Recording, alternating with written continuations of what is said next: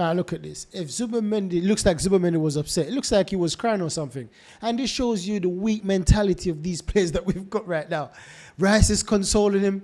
Miles Lewis-Kelly, an 18-year-old, is consoling a big world-class player or a big international player. Gabriel is coming. Madueke is coming over. Everyone is consoling this guy.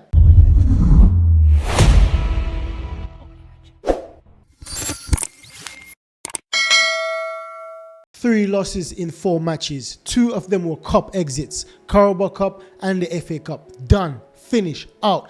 The same old Arsenal. Bottle jobs back in business. The timeline is on fire. Everyone tweeting. It's happening again. It's happening again. Mentality merchants. Arteta is finished. We'll never win anything with these lot. We'll never win anything with this manager. Listen, we're getting it. Arsenal fan is getting it right now. So tell me in the comments below, are we witnessing a collapse or are we still believing? Is anyone out there still believing that we can actually win this thing? Because to be honest, most of us are not believing. Listen, most of us already gave up. Most of us, majority of Arsenal fans already gave up. So if you're watching this video and you're a positive fan or you're an optimistic fan, let me know in the comment box below, because I can't see any. Listen, I'm one of Arteta's biggest fan. And right now, I don't mind if Arteta goes. If Arteta get the sack tomorrow, I wouldn't bat an eyelid. I literally wouldn't care. Anyways, welcome back to the channel, guys. I've been feeling very ill.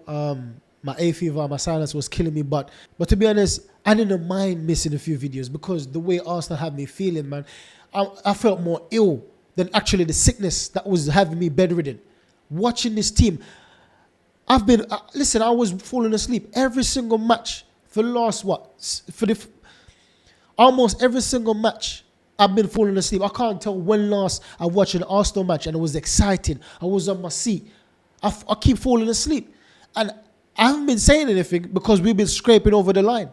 But now, literally, we're not scraping over the line anymore. First of all, let's go back to the Man City loss. Let's talk about the first time we start to crumble. Well, it's not the first time, but the first time in the recent, right? The first of those 3 big losses that we had in the last 4 matches against Man City, right? The final, the cup final. The only 2 players that I would say that had good match is Gabriel Magalhaes and William Saliba. Zubimendi done okay, but the 2 best players was Gabriel and Saliba. And I keep saying that these 2 can't play midfield together. Declan Rice cannot play with Zubimendi effectively enough, especially going for the title. We should be killing teams. We should be basically putting ourselves out there, fighting against teams. But these 2 players can't do it together. Rice, I've been saying it for too long now. Rice is not risky enough to be an A. He's going to be safe because that's his natural instinct. His natural instinct is to play safe. If there's an opening, if there's a space, then attack the space. He's not going to go out of his way to make a path. That's not his gameplay. So Zubimendi is the same exact way. Now, when you think about Thomas Partey, Rice and Thomas Partey is good. That's good because Thomas Partey is more effective going forward. Thomas Partey, in terms of scoring goals, Zubimendi, I believe, is a better header of the ball. So Zubimendi will score more headers. When it comes down to striking of the ball, Thomas Partey has proved it. But when he just came Arsenal, he couldn't shoot from outside the box. But going throughout the season, Thomas Partey we found out that he got better. He improved at scoring outside the box. Going even to Xhaka. Granted, Xhaka is the same. When he came to Arsenal, even under Arteta, he wasn't the finished article. Arteta was the one that got him to be more expressive. But then Arteta starting to change his gameplay because he thought that he needs to control the game more. He needs to control the players more. And it worked in some phases.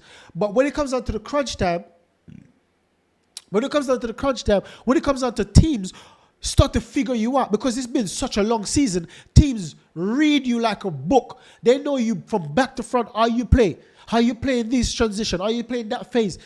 Like, Arteta, sometimes I think that he feels like he's the smartest manager in the league. But everyone else is like, they're catching up. Because I really think he's a very good manager, Arteta. But everyone else starting to read your gameplay and they're going to catch on to what you're doing. It's not going to last very long. Even headers. When is the last time we scored from a header? When is the last time Gabriel Magalhaes scored a header?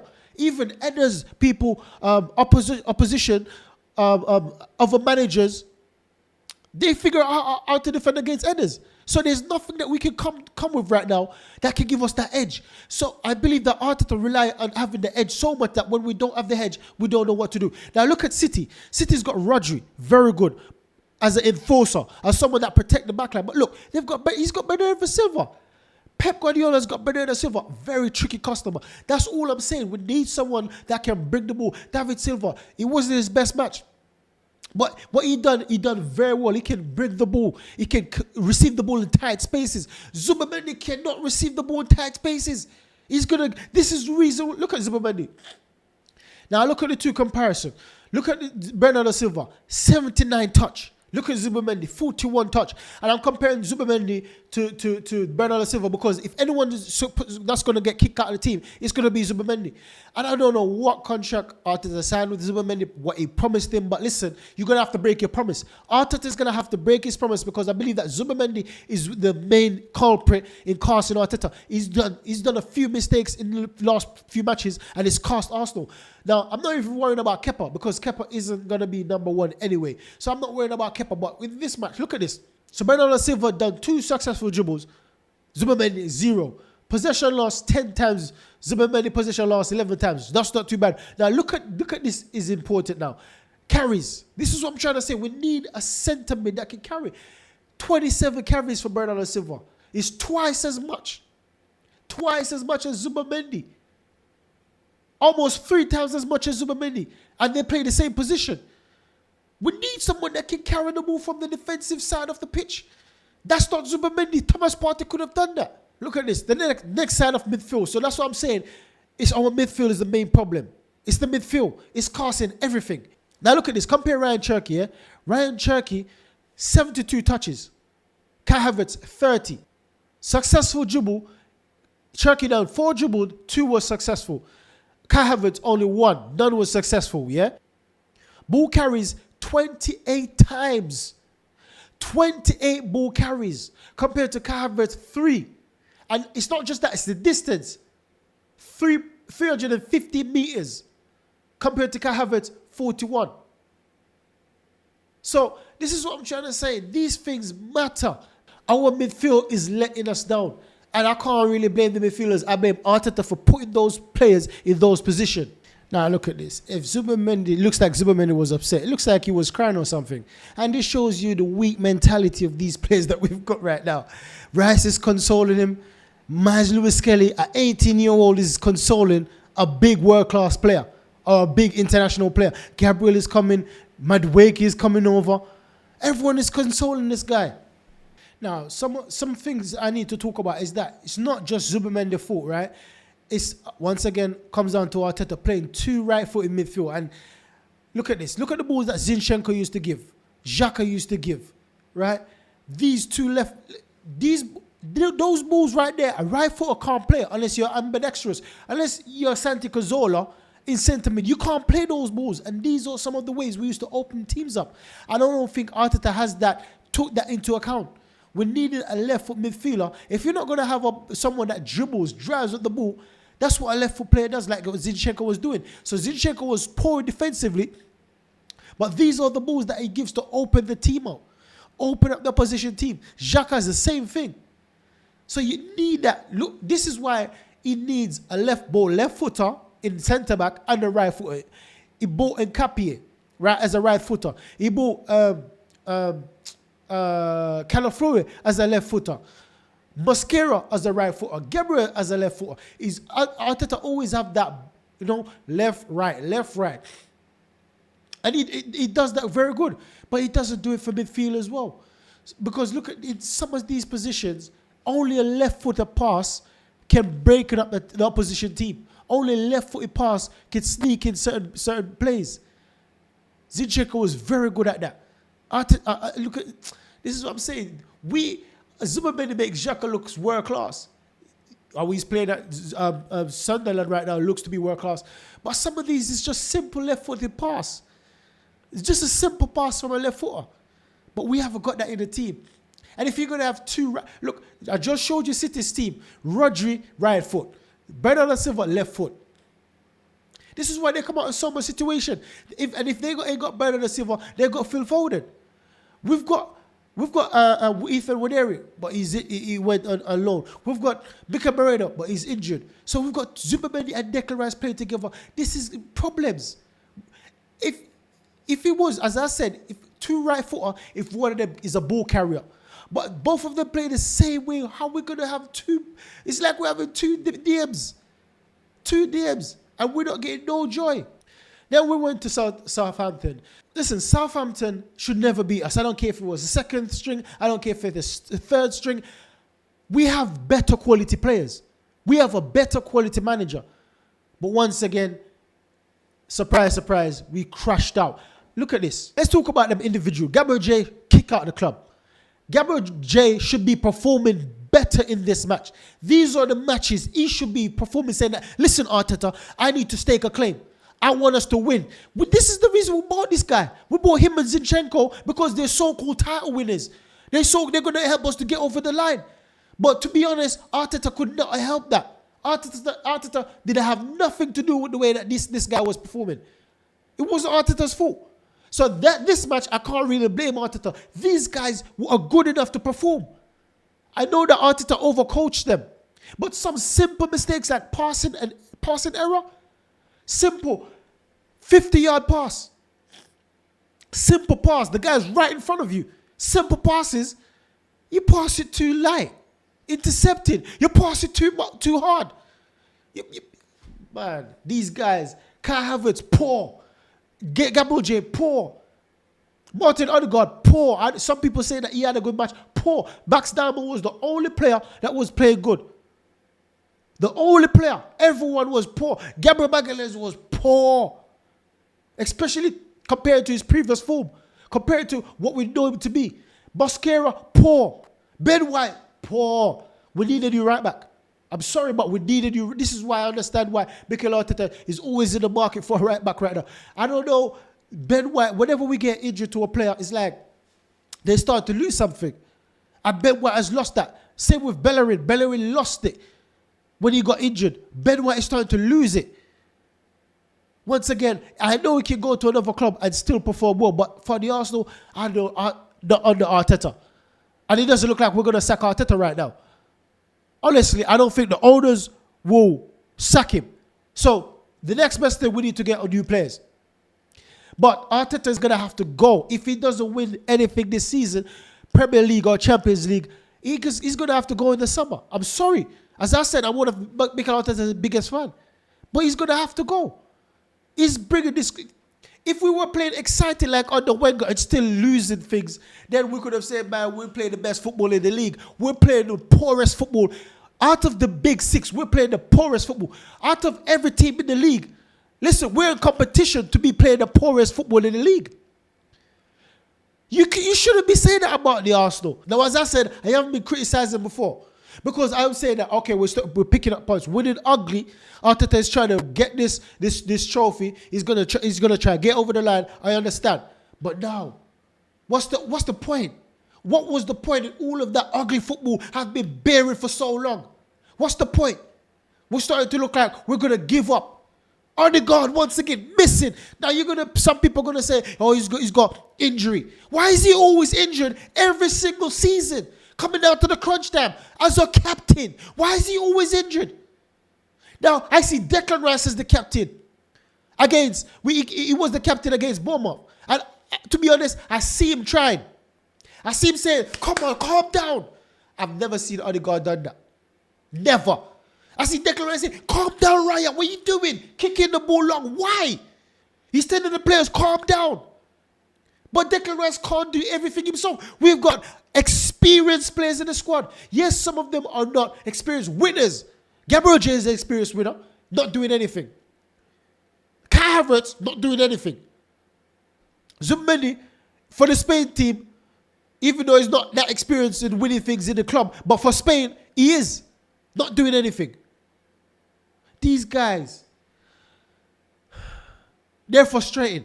So, this match, we should have done a lot better. We lost to Southampton. Now, I have to big up Arteta for this because I see him trying. And this is the thing I really want to get to. We're going to have to start playing like this. Arteta has built Arsenal squad to be defensive. When he just came in, This is how he won the FA Cup. This is how he won, by playing 3 at the back. And I see him trying things. You see, Nuno Madueke is playing wing back. Gabriel Martinelli playing wing back. 3 in the middle. Dalman playing attacking, right attacking cam. Right attacking mid. Trossard playing left attacking mid. You got Gyökeres. You got Havertz. You got Gabriel J. And then Norgard sitting. Now say we can tweak this, yeah? And say we can tweak this. So we got Gabriel Martinelli there, still same position. We've got Trossard, same position. We've got Declan Rice in for Norgard. We've got Dalman still there. I will still keep Dalman. We've got Saka or Madueke over that side. We've got Eze right where Havertz is. And we've got Gyökeres up top. And we've got Gabriel Magalhaes in the middle for Mosquera. Calafiori stays the same place, or even Nkapie. And then we've got Saliba where Salmon is. And obviously David Raya comes back in. For me, this is what we need towards the end of the season. We need this formation in every single match because Arteta's built the team to be defensive. So we're not being defensive enough for teams anymore. They figured us out. So Arteta needs to be drastic. It needs to be sharp on his feet, quick on his feet. And I don't think he is. And because he's not quick on his feet, neither are the players. The players don't look like they ain't got a clue. When team figures out how to play us, the players ain't got a clue what to do. They're looking to the bench. What should we do, Arteta? Arteta is doing this and doing that. The players doing the same thing. And this is a joke. This is a joke. So I believe Arteta needs to go back to basic, and this is his basic. When he came in and we were losing, almost got the sack, he went to this formation. This formation kept him in the job against Chelsea. So he needs to. So with this formation, Gyökeres will have support through Eze and through the wing backs. The midfield, the defense will have support from the defense. Declan Rice could slip into a 4 if needs be. Then we've got Trossard attacking. We've got Dalman attacking. We've got lots of creative midfield playing in the match. Look at this. We would have so much creativity on this pitch. And this, I think we need to overload teams with creativity and still have a rock-solid defense. I think Gabriel Magalhaes, Calafiori, and Saliba and Declan Rice is good enough for defensive cover. And then you have Madueke coming back. You have Gabriel Martinelli coming back to help. Or Saka coming back. We've got enough defensive support. And we have a still strong defensive foundation in those players. But attacking-wise, we'll give more to the attack. So against Macclesfield, yes, it was a different match, but Macclesfield set up different from most Premier League teams as well. So you can't say, oh, because it was Macclesfield, that's why we won. But even that match, it was end-to-end. And it was end-to-end because Macclesfield played similar, but they had 2 up front. So they occupied 2 of the 3 centre-backs. But Premier League team don't play 2 up front. They play 1 up front. So it would be even better for us if we flood the midfield. Every match that we lose is because we ain't got no midfield. The matches that we're losing is because our midfield aren't good enough. Yes, the strikers ain't scoring, but the strikers are provided for the midfield ain't provided for the striker. And then whatever we concede is because the midfield is poor. That's why we concede, not helping the defenders. In that match against Bournemouth, their second goal, they just skip through the midfield. Zubimeni just allowed them to skip past. Frustrated. So I'm saying that Arteta, you've got a lifeline. You've got a lifeline right now. And I'll say, go back to your formation that kept you in this job. Otherwise, you might find yourself out of a job in the summer. You might find yourself out of a job. Go back to the formation that you found when you came in, that gave you success. This is how you won your first trophy. Go back to that. Because that's how you build a team to play. The team isn't free-flowing. The team isn't entertaining. It's a defensive team. So go back to the defensive, negative mindset. You can't be having a 4. You can't be playing a 4-2-3-1 and then play defensive 4-2-3-1. That don't make any sense. That's not a defensive formation. If you're a defensive manager, go to a defensive formation. Which some people might say this is a 5-3-1-1. Because the wing backs, they were classed as a 5 at the back. Some will say 3 at the back. 3-5-1-1. But despite what people might say, we've got better attacking in this team. We would attack better as a unit with this team. 1, 2, 3, 4, 5, 6. 6 attackers. I remember that match. That match, I was so excited. It fizzled out against Mansfield, I should say. It fizzled out. But the way we were taking up some position, I'm like, what's going on there? I love it. This is the most exciting match of the season for me. I don't know about anyone else. Watching the match against Mansfield, once again, it's not because of the opponent we were playing. Because the position the players pick up, I've never seen those players pick up those positions in any other match. Even when we were playing against rubbish teams or lower teams. But against this, just to see some players in certain position, just to see like 5 players attacking at once, just to see it, it was exciting. I don't care who the opposition was. Even if it was against Real Madrid, Bayern Munich, to see 5 or 4 players driving, attacking at once. That's exciting. That's the Arsenal of old. I haven't seen that in such a long time. But make sure you like, subscribe, and let me know your thoughts in the comment box below, guys. Because Arteta, we're playing against Leverkusen on Wednesday. That's a must win. That I don't even want to see a draw. The match against Leverkusen, listen, I almost fell asleep the first leg. Literally, I was watching the match and I was dozing off. And I'm a big Arsenal fan. And I'm watching the match and dozing off. That's how boring the football was. That's how boring the football has been for a very long time. But most fans have been shutting up because we've been winning. We've been scraping. But it's not sustainable. And now we're starting to see that it's catching up to us. So let me know in the comments box below. Let me know any positive fan out there. If you're a positive fan, I want to hear from you because you need to calm us down. I'm not a negative fan. I think that I'm one of the most positive, optimistic Arsenal fan there is. And if I'm starting to feel like this, because Arteta's been bringing us through the rings for seasons upon seasons upon seasons. And now I've been saying that the only thing I'm critical of Arteta is that if we get a top quality striker and still don't win anything, listen, Arteta should get the sack. That's what I've been saying for years now. And we got Gyökeres. Somebody said it's not the striker he wanted, but it's still a top quality striker nonetheless. It's your job as the manager to get the best out of every player, especially a top quality player like Gyökeres, scored so much goal last season and come to the Arsenal, not scoring enough because we're not playing to his style. What about coaching individual players to support him? I think with Arteta, it's too much. It's byway or the highway. When every player comes to Arsenal, they always talk about Arteta is so details. I love it. Don't get me wrong. I love it. When they talk about Arteta to say that he's such a detailed manager, he shows them things that they never see before. I love it. But at the same time, it can be a negative. And this is the time when it comes in that he overcoaches. And then the players don't know how to play by themselves. You know that players, you know, and if I can use an analogy, I will use like a protective parent that shield their players, that shield their children so much from danger, from making mistakes, that when they turn adults, they're scared to make mistakes by themselves because they don't know how to handle it. If they make a mistake, if they're under pressure, they don't know how to deal with pressure. They don't know how to deal with making mistakes because they always have their parent to protect them, to guide them through, to take the blame. So now when they become an adult, they don't know how to deal with it. This is how I think the Arsenal is right now. Arteta, he's done a very good job. Very, very good job bringing us from where we were. But most of the time, it's a bit overprotection. Ease up, Arteta. Let the players starting to make some mistakes by themselves.